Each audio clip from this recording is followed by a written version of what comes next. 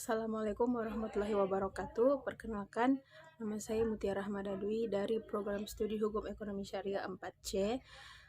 Pada kesempatan kali ini saya akan menjelaskan materi mengenai mata kuliah Hukum Perbankan Syariah.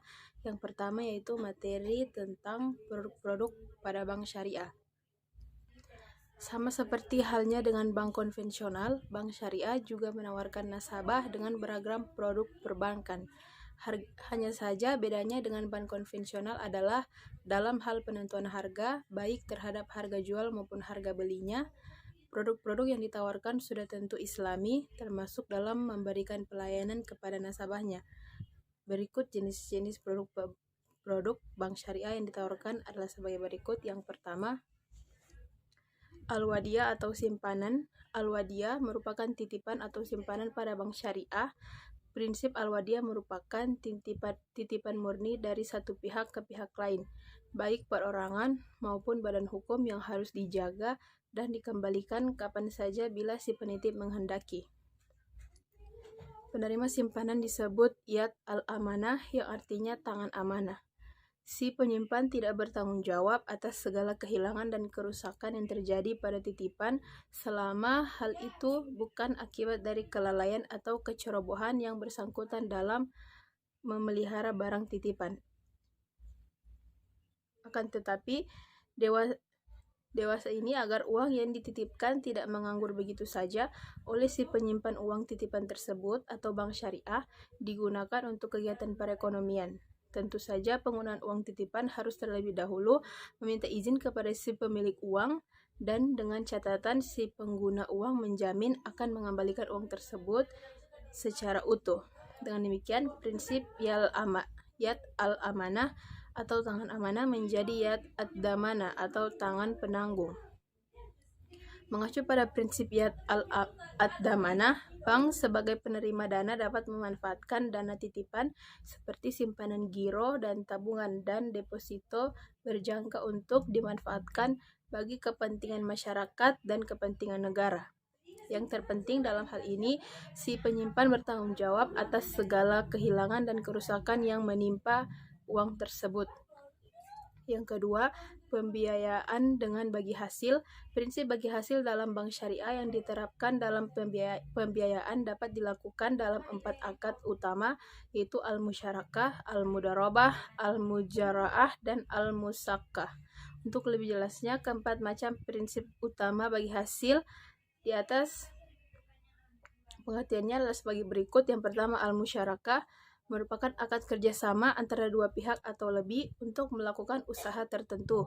Masing-masing pihak memberikan dana atau amal dengan kesepakatan bahwa keuntungan atau resiko akan ditanggung bersama sesuai dengan kesepakatan. Dalam praktik perbankan al-musyarakah diaplikasikan dalam hal pembiayaan proyek. Nasabah yang dibiayai dengan bank sama-sama menyediakan dana untuk melaksanakan proyek tersebut.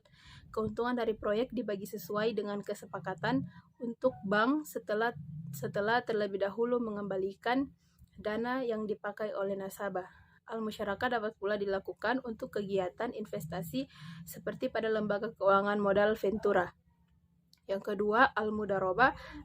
Al-mudarabah merupakan akad kerjasama antara dua pihak di mana pihak pertama menyediakan seluruh modal dan pihak lain menjadi pengelola.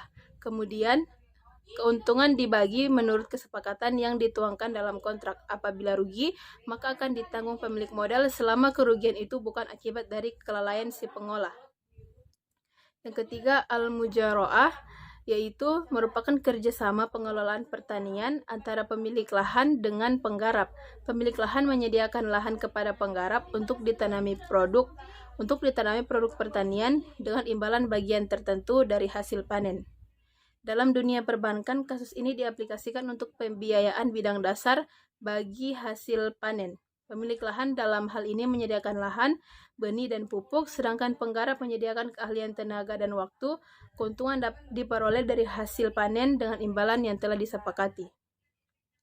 Yang berikut, al-musakkah, yaitu bagian dari al-mujara'ah, yaitu penggarap hanya bertanggung jawab atas penyiraman dan pemeliharaan dengan menggunakan dana dan peralatan mereka sendiri. Imbalan tetap diperoleh dari presentasi hasil panen pertanian, jadi tetap dalam konteks adalah kerjasama pengolahan pertanian antara pemilik lahan dan penggarap. Yang berikut jasa perbankan syariah lainnya.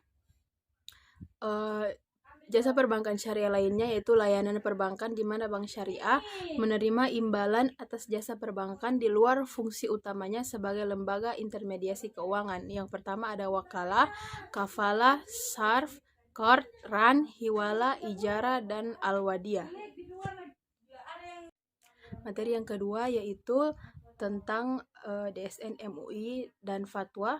Yang pertama, DSN atau Dewan Syariah Nasional merupakan kepanjangan tangan dari Majelis Ulama Indonesia yang berfungsi dan berperan menetapkan dan mengawasi pelaksanaan prinsip-prinsip syariah pada perbankan syariah maupun lembaga keuangan syariah agar sesuai dengan ketentuan dalam Al-Quran dan Sunnah.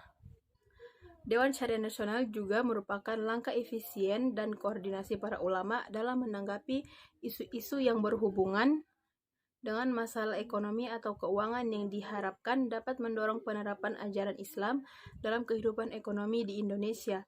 Untuk itu, DSN secara proaktif mengawasi penerapan prinsip-prinsip syariah dalam sistem dan manajemen perbankan maupun lembaga keuangan syariah atau LKS yang ada di Indonesia. Dewan Syariah Nasional juga berwenang memberikan teguran kepada lembaga perekonomian tertentu, baik dari dunia perbankan maupun lembaga keuangan lainnya apabila kedapatan tidak menerapkan praktik perekonomian sesuai dengan syariah. Yang berikut tugas pokok Dewan Syariah Nasional. Yang pertama, menumbuh kembangkan penerapan nilai-nilai syariah dalam kegiatan perekonomian pada umumnya dan keuangan pada khususnya. Yang kedua, mengeluarkan fatwa atas jenis-jenis kegiatan keuangan. Yang ketiga, mengeluarkan fatwa atas produk dan jasa keuangan syariah. Yang keempat, mengawasi penerapan fatwa yang telah dikeluarkan. Yang berikut wewenang Dewan Syariah Nasional. Yang pertama, mengeluarkan fatwa yang mengikat Dewan Pengawas Syariah di masing-masing lembaga keuangan syariah dan menjadi dasar tindakan hukum pihak terkait. Yang kedua, mengeluarkan fatwa yang menjadi landasan bagi ketentuan atau peraturan yang dikeluarkan oleh instansi yang berwenang seperti Kementerian Keuangan dan Bank Indonesia. Kemudian yang ketiga, memberikan rekomendasi atau mencabut rekomendasi nama-nama yang akan duduk sebagai Dewan Pengawas Syariah pada suatu lembaga keuangan syariah.